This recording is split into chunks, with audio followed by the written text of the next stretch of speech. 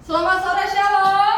Selamat sore Shalom. Selamat sore Shalom. Selamat sore Shalom. Bersyukur sekali dan sangat puji syukur kepada Tuhan Yesus di mana pada sore hari ini kita dapat berkumpul di tempat ini untuk mendengarkan kebenaran firman Tuhan pada sore hari ini.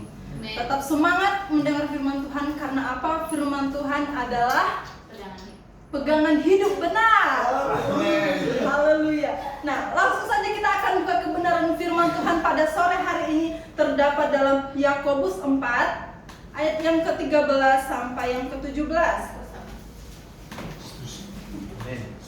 Sekali lagi dalam suratnya Yakobus pasal yang keempat, kita akan baca dari ayat yang ke-13 sampai 17. Kita akan membacakannya secara responsorial. Ayat 13 kaum laki-laki dan seterusnya perempuan. Di ayat yang ke-17 kita akan baca secara bersama-sama. Namun sebelumnya saya akan bacakan perikopnya. Jangan melupakan Tuhan dalam perencanaan. Laki-laki 2, 3 iya. Jadi sekarang, hai kamu yang berkata, hari ini atau besok kami berangkat ke kota Anu, dan di sana kami akan tinggal setahun dan berdagang serta mendapat untung. Sedang kamu tidak tahu apa yang akan terjadi besok. Apa arti hidupmu? Hidupmu itu sama seperti uap yang sebentar saja kelihatan berlalu lenyap. Sebenarnya kamu harus berkata, jika Tuhan mengendakinya, kami akan hidup dan berbuat ini dan itu. Tetapi sekarang kamu memegahkan diri dalam congkakmu, dan semua kemegahan yang demikian adalah salah. Bersama-sama. Jadi jika seorang tahu bagaimana ia harus berbuat baik, tetapi ia tidak melakukannya, ia berdosa. Haleluya. Amin. Pada saat sore hari ini saya akan memberikan tema libatkan Tuhan dalam perencanaan. Sekali lagi, libatkan Tuhan dalam perencanaan. Nah, saudaraku yang terkasih, kata libatkan di sini adalah kita mengundang Yesus untuk dapat bekerja dalam kehidupan kita. Nah, seringkali di dalam kehidupan orang percaya kita lihat ya, sangat banyak sekali, tidak sedikit ya, sangat banyak sekali orang percaya bahkan hamba Tuhan dalam kehidupan sehari-hari melupakan Tuhan dalam perencanaan, baik dalam menyusun rencana masa depan, menyelesaikan masalah, bahkan kehidupan sehari-hari pun kadang melupakan Tuhan dalam melibatkan Tuhan juga dalam perencanaan. Karena kenapa? Penting sekali kita melibatkan Tuhan dalam perencanaan. Saudara yang terkasih dalam Yesus Kristus, mari kita lihat apa sih pentingnya bagi kita melibatkan Tuhan dalam perencanaan. Mari kita belajar dari firman Tuhan dengan tema libatkan Tuhan dalam perencanaan. Libatkan Tuhan dalam perencanaan dengan mengikuti ayat Alkitab firman Tuhan dari Yakobus 4 ayat 13 sampai 17. Apakah alasannya kita melibatkan Tuhan dalam perencanaan? Alasan yang pertama, kita libatkan Tuhan dalam perencanaan yaitu mengerti tujuan hidup. Katakan sekali lagi, mengerti tujuan hidup. Mengerti tujuan hidup. Di ayatnya ke-14, sedang kamu tidak tahu apa yang akan terjadi besok. Apakah arti hidupmu? Hidupmu itu seperti uap yang sebentar saja kelihatan lalu lenyap. Kata arti hidupmu di sini menjelaskan bahwa apa sih makna kehidupan kita selama masih bernafas, selama masih ada di dunia ini? Apa sih yang akan kita hasilkan buat dari kehidupan kita selama ini? Apakah kita hanya percaya saja, saya mau percaya Yesus Kristus sebagai Tuhan dan Juru Selamat saya? Berarti saya mempunyai iman percaya dong. Saya yakin percaya karena iman saya diselamatkan. Berarti saya sudah mempunyai makna hidup, bahwasanya hidup saya itu penuh dengan percaya kepada Tuhan, maka saya akan diselamatkan. Tetapi di sini dikatakan di dalam Yakobus 2 ayat 14 sampai 26. Juga di sini dikatakan iman yang seperti apa yang saudara terkasih miliki. Iman yang seperti apa? Bahkan di sini dikatakan juga iman yang benar pasti membawa sebuah perubahan hidup dan menghasilkan perbuatan baik. Bukan dengan karena perbuatan itu menyelamatkan, tetapi iman yang menyelamatkan itu menghasilkan perbuatan baik. Nah, saudaraku yang terkasih di dalam Yesus Kristus, kita belajar pada hari ini kita harus melibatkan Tuhan dalam perencanaan. Karena apa? Ketika kita libatkan Tuhan dalam perencanaan, kita akan mengerti arti hidup kita selama ini apa. Kita akan mengerti tujuan hidup kita selama ini itu apa. Nah, dikatakan juga di ayat yang ke-14 ini, sedang kamu tidak tahu apa yang akan terjadi besok. Membuat rencana sendiri itu tidak salah, saudara terkasih ya. Tidak salah, tetapi dikatakan di sini, apakah kita tahu hasil yang akan kita dapatkan nantinya? Apakah itu berbuah kebaikan? Apakah itu akan menuju kebinasaan? Kita tidak tahu hasilnya seperti apa, karena kita hanya membuat rencana kita pribadi kita sendiri tanpa melibatkan Tuhan. Nah, hidupmu sama seperti uap. Kata uap, kita perhatikan saja uap sehari-hari. Uap itu diibaratkan dalam kehidupan kita itu ketidakpastian, keraguan. Kita tidak memiliki hidup yang pasti. Berarti sangat banyak sekali keraguan dalam kehidupan kita untuk mengetahui tujuan hidup kita dalam Kristus. Nah, di sini juga dikatakan kata lenyap. Kata lenyap diibaratkan kehidupan kita, kata uap, lenyap. Apa sih maksudnya di sana? Kata lenyap juga di sana diibaratkan kefanaan dan kerapuhan manusia. Di sana keterbatasan manusia ditunjukkan. Karena apa? Dari kefanaan manusia dapat bergantung kepada Allah. Karena itu diwajibkan. Karena kenapa? Manusia sangat terbatas, tidak bisa berbuat apa-apa tanpa melibatkan Tuhan. Nah, saudaraku yang terkasih, di sini juga suratnya Yakobus mendorong kita sebagai orang yang percaya bahwasanya kita harus hidup benar dalam iman dan tindakan. Apa sih hidup benar dalam iman dan tindakan? Kalau menurut saya hidup benar dalam iman dan tindakan berarti saya harus benar-benar hidup dalam iman kepercayaan saya dan melakukan setiap harinya tindakan saya, perbuatan saya yang baik. Oh, jangan salah saudaraku terkasih, banyak sekali artinya hidup dalam iman dan tindakan. Tetapi satu yang kita percaya, kita harus mengimani Kristus dalam kehidupan kita dan melakukan setiap perintah Tuhan dalam kehidupan kita. Amin. Nah, saudaraku yang terkasih dalam Tuhan, di sini juga kita harus hidup dalam iman yang bukan sekedar iman saja. Karena di sini dikatakan dalam Yakobus 2 ayat 17, sebab iman tanpa perbuatan pada hakikatnya adalah mati. Nah, kita harus hidup dengan iman yang benar. Hidup yang benar adalah hidup yang mencerminkan kasih Kristus, hidup yang saling menolong, saling memotivasi, bukan saling mengajak, saling merendahkan, bukan. Tetapi harus hidup sebagai orang yang benar-benar percaya kepada Kristus. Kita juga sebagai orang yang percaya, saudara yang terkasih, mesti hidup yang benar sebagai pelaku firman.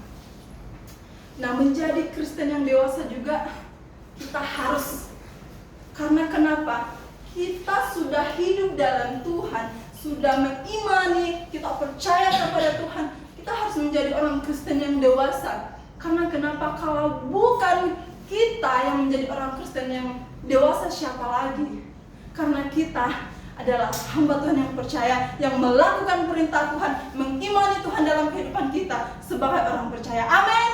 Amin. Nah, saudaraku yang terkasih, dikatakan juga di dalam suratnya Yakobus 1 ayat 12, juga hidup dalam kekudusan. Karena apabila sudah tahan uji, kita akan menerima mahkota kehidupan yang telah dijanjikan Allah kepada kita. Amin. Barang siapa yang mengasihi Dia.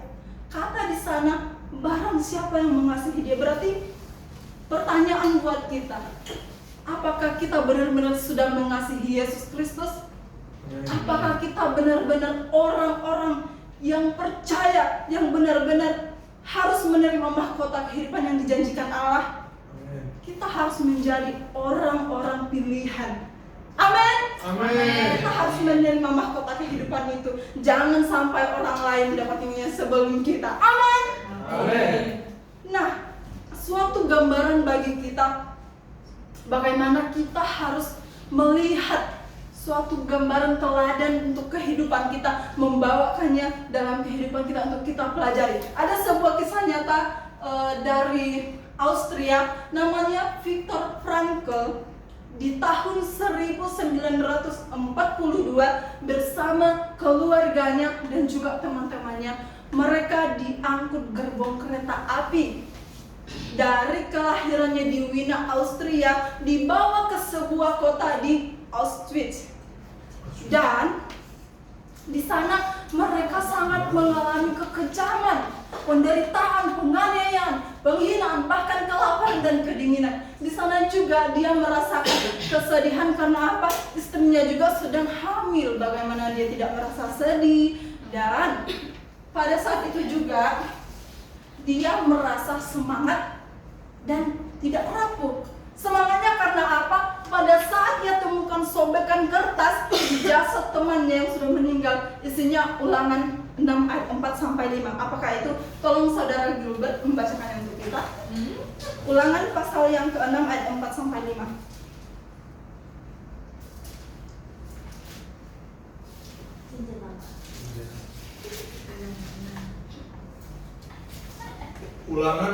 Ulangan pasal 6 ayat yang ke-4 dan ke-5. Ya. Demikian firman Tuhan. Dengarlah hai orang Israel, Tuhan itu Allah kita, Tuhan itu Esa. Kasihilah Tuhan Allahmu dengan segenap hatimu dan dengan segenap jiwamu dan dengan segenap kekuatanmu. Amin. Nah, dari situ Viktor Frankl dia benar-benar percaya akan kasih Tuhan. Dia mengatakan kepada orang-orang di sekitarnya bahwa kasih Allah itu harus dihayati. Karena apa? Itu yang memperkaya rohaninya, dan dia akan memberikan respon terhadap apa yang dia baca di firman Tuhan itu. Nah, setelah dia bebas, dia tidak hanya berhenti di dalam tahanan itu saja memberitakan Kristus. Setelah dia bebas, dia menjadi pemberita yang aktif.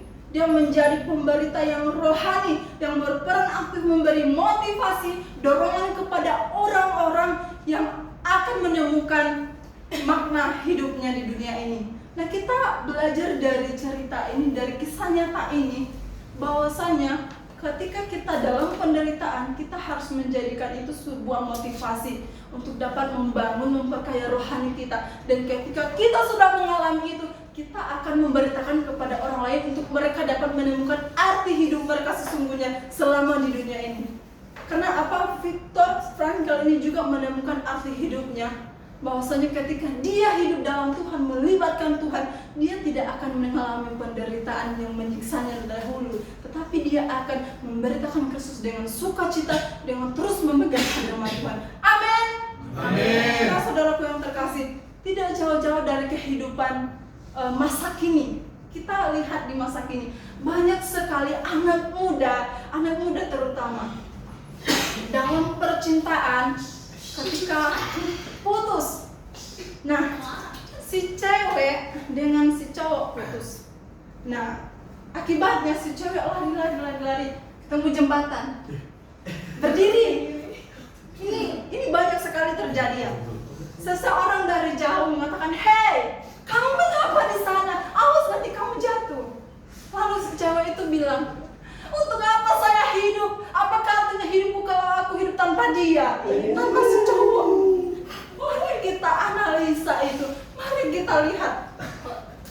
Seorang yang bercinta saja, dia mengatakan apakah arti hidupnya tanpa cowok itu.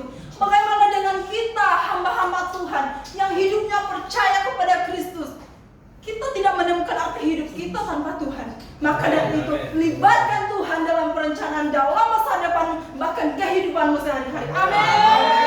Nah, saudaraku, maka dari itu, marilah kita terus melibatkan Tuhan. Jika tidak ada tujuan hidup, maka sia-sialah kehidupanmu selama ini. Dan sebaliknya, jika kamu menemukan arti tujuan hidup kamu sebagai orang percaya, maka mahkota kehidupan yang dijanjikan Allah akan kamu peroleh. Amin. Amin. Nah, setelah kita melihat bagaimana kita mengerti tujuan hidup kita karena melibatkan Tuhan dalam kehidupan kita, dalam perencanaan kita, alasan yang kedua adalah mendapat perkenanan Tuhan. Katakan sekali lagi, mendapat perkenanan Tuhan. Mendapat perkenanan Tuhan. Salah seorang membacanya dari kita, Yakobus 4 ayat ke-15.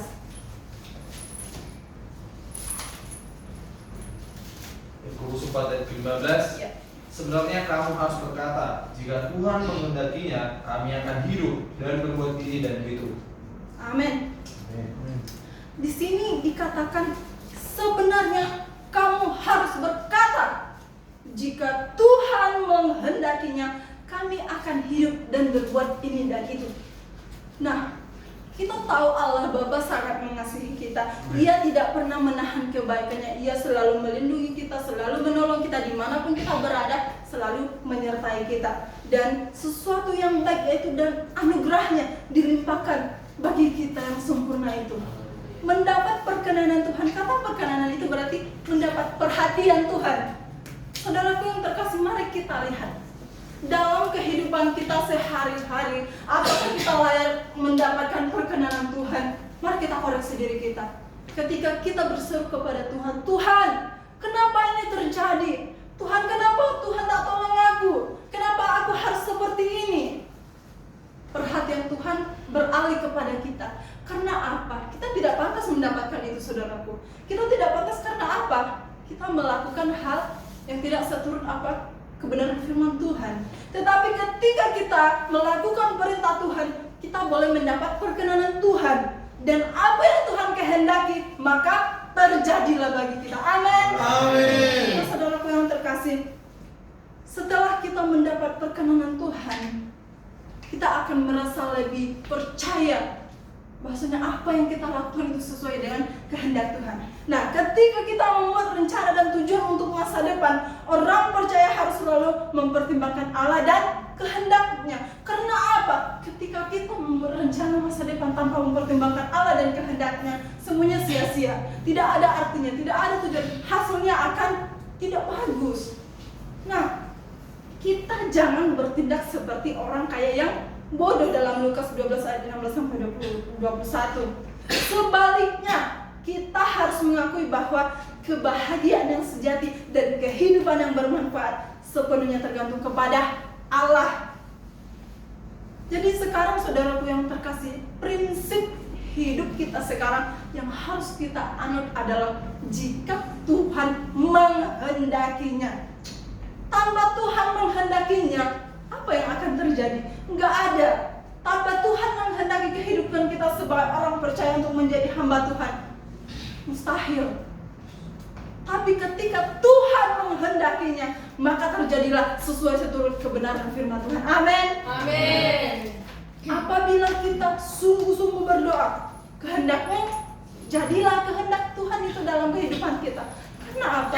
Kita juga harus sepenuhnya sungguh-sungguh berdoa, bertekun dalam doa. Bukan hanya minta saja, Tuhan dekatkan saya lagi kepadamu untuk tetap setia menjadi hamba Tuhan. Bukan hanya itu saja doa kita, tapi setiap hari di mana-mana kita harus berdoa, walaupun dalam hati, walaupun dalam keadaan gelisah atau deg-degan.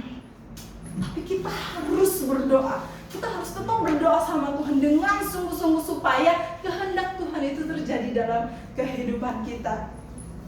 Nah, setelah kehendak Tuhan jadilah apabila kita sungguh-sungguh berdoa, nah maka kita mempunyai kepastian bahwa hidup kita saat ini dan kelak berada dalam tuntunan Tuhan. Tetapi di ayat yang ke-16, mari kita lihat yang ayat yang ke-16. Tetapi sekarang kamu memegahkan diri dalam congkakmu, dan semua kemegahan yang demikian adalah salah. Hal yang sangat tidak bagus sekali untuk kita lakukan adalah memegahkan diri dalam congkak. Karena itu itu akan mengalihkan perkenanan Tuhan. Itu akan mengalihkan kehendak Tuhan dalam kehidupan kita. Ketika kita memegahkan diri dalam congkak, maka kehendak Tuhan tidak akan terjadi. Kehendak Tuhan terjadi itu adalah hal buruk pun dalam kehidupan kita. Karena apa? Kita memegahkan diri. Bukannya kita memegahkan Tuhan, tetapi kita memegahkan diri dalam congkak. Nah, kita harus koreksi ini dalam kehidupan kita. Kita harus berubah. Karena apa? Kalau kita memegahkan diri dalam congkak, percuma kita sebagai orang yang sudah percaya. Kita lakukan ini, memegahkan diri dalam congkak. Nggak ada artinya, semuanya sia-sia perbuatan baik iman yang percaya. Apapun itu, mengimani Kristus, semuanya sia-sia karena apa? Kamu sudah terlebih dahulu memegahkan diri dalam congkakmu. Dan di sini juga dikatakan, hal itu dapat membuat Allah murka dan menjadikan kita berbalik dari perkenan Tuhan. Dan ketika Allah sudah murka, apa saja yang dikehendakinya itu terjadi, yang buruk terjadi. Karena apa? Ketika Allah sudah murka, kita tidak dapat menahannya. Tetapi malah sebaliknya, ketika kita mendapatkan sesuatu yang sangat berkenan di hadapan Tuhan, melakukan sesuatu yang benar-benar memuliakan nama Tuhan, maka perkenanan Tuhan, kehendak Tuhan terjadilah dalam kehidupan kita. Amin. Amin. Nah, saudaraku yang terkasih dalam Yesus Kristus, hal ini menjadikan kita untuk tetap memiliki iman yang benar-benar menekuni setiap perbuatan kita, bahwasanya ketika kita percaya kehendak Tuhan terjadi, kita telah melakukan perintahnya. Dan gambaran bagi kita sangat jelas. Gambaran bagi kita sangat jelas di dunia ini. Dari kita sendiri menjadi suatu gambaran. Ketika kita lari dari perintah Tuhan, lari dari kehendak Tuhan, maka kita akan mendapatkan murka Allah. Tetapi sebaliknya, ketika kita melakukan perintah Tuhan dan melakukan seturut kehendak Tuhan, maka kehendak Tuhan pun jadilah bagi kita. Amin. Amin. Maka dari itu, saudaraku yang terkasih, jika kita mendapat perkenanan Tuhan, maka kuasa dan kemuliaannya pun dinyatakan dan dilimpahkan bagi kita. Amin. Amin. Nah, saudaraku yang terkasih, alasan mengapa kita libatkan Tuhan dalam kehidupan kita, setelah yang pertama mengerti tujuan hidup, yang kedua mendapat perkenanan Tuhan, yang ketiga yaitu menjadi berkat. Katakan menjadi berkat. Menjadi berkat. Salah seorang membacanya di ayat yang ke-17. Ayat yang ke-17. Jadi jika seorang tahu bagaimana ia harus berbuat baik, tetapi ia tidak melakukannya, ia berdosa. Amin. Kita tidak menamakan berdosa ya, tapi kita harus melakukan perbuatan baik. Nah, sebab jikalau kamu berbuat baik kepada orang, apakah jasamu? Apa yang akan kamu dapatkan? Tetapi di dalam suratnya Lukas 6 ayat 33, orang-orang jahat pun berbuat demikian. Saudara yang terkasih, mari kita lihat, setiap perbuatan baik datangnya dari atas, dari Bapa. Nah, padanya tidak ada perubahan dan pertukaran. Di dalam Yakobus 1 ayat 17, mari kita lihat. Jadi jika seseorang tahu bagaimana ia harus berbuat baik, ia tidak melakukannya, ia berdosa. Kenapa ia berdosa? Kalau tidak melakukan perbuatan baik, kalau ia sudah mengetahuinya, itu suatu kelalaian. Kebanyakan kita itu menemukan titik kesalahan, akibatnya adalah dosa. Ujung-ujungnya dosa. Dosa. Hal yang memutuskan ikatan kita dengan Allah juga adalah dosa. Salah besar dosa. Pokoknya dosa adalah musuh kita. Setiap harinya selangkah demi selangkah, di mana-mana ketemu dosa. Di mana-mana ketemu dosa. Nah, mari kita lihat di sini. Tetapi sebaliknya, jika kita sudah tahu itu baik dan kita melakukannya, kita akan menjadi berkat, menjadi berkat, saudaraku. Nah, menjadi berkat di sini berarti membuat orang lain melihat dan menyadari bahwa apa yang kita lakukan adalah wujud kasih Tuhan dan cara Tuhan berkarya untuk mendatangkan kebaikan kepada setiap orang. Barang siapa berbuat baik, yang mendatangkan kebaikan kepada setiap orang. Nah, di sini dia 3 Yohanes 1 ayat 11b dikatakan, barang siapa berbuat baik, ia berasal dari Allah. Tetapi barang siapa berbuat jahat, ia tidak pernah melihat Allah. Jadi kita harus hati-hati dengan ayat ini. Siapakah di antara kita yang tidak berbuat baik dan yang berbuat jahat? Pasti saya yakin dan percaya, kita pasti akan terus melakukan perbuatan baik karena pertolongan Tuhan. Tetapi tanggalkan perbuatan jahat yang ada dalam kehidupanmu, saudara.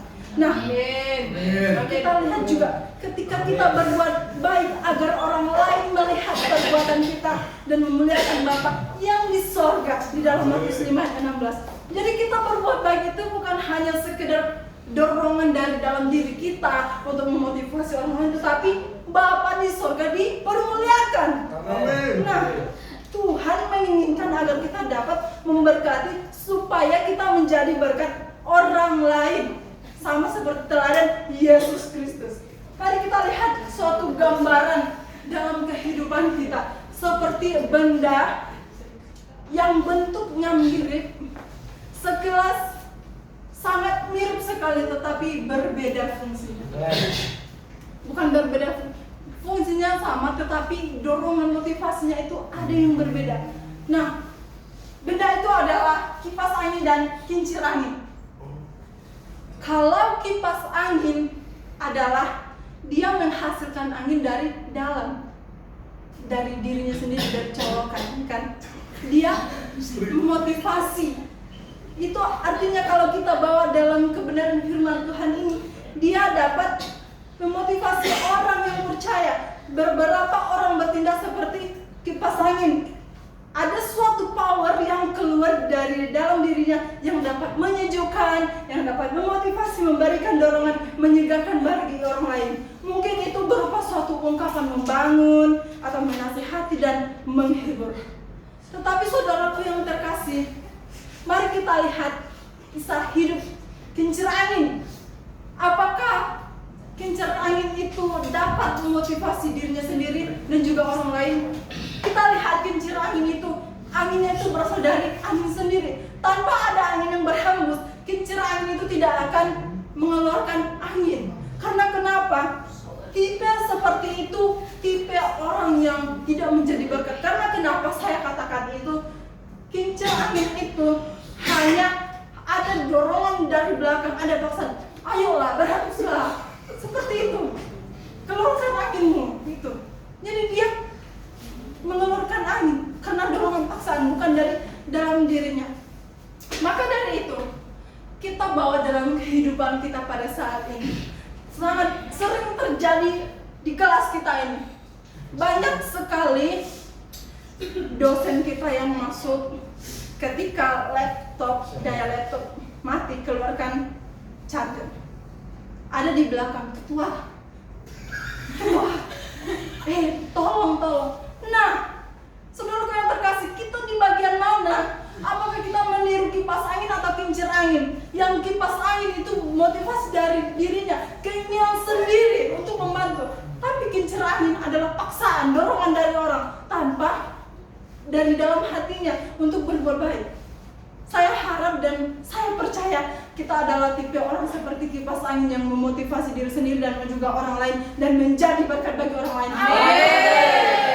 Nah, saudaraku, tipe kincir angin itu kita tidak harus melakukannya. Karena apa? Kalaupun kelihatan sibuk, tetapi yang melakukan aksi tanpa isi. Nah, kita harus tanggalkan itu dalam kehidupan kita. Jadi marilah kita menjadi pribadi yang hidupnya diberkati untuk menjadi berkat seperti teladan Yesus Kristus. Amin.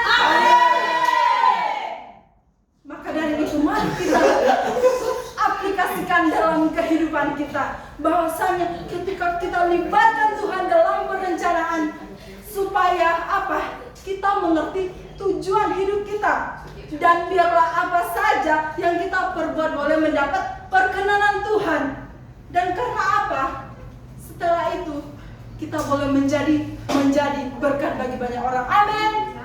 Demikian firman Tuhan pada saat ini. Terima kasih, Tuhan Yesus memberkati. Mari kita berdoa.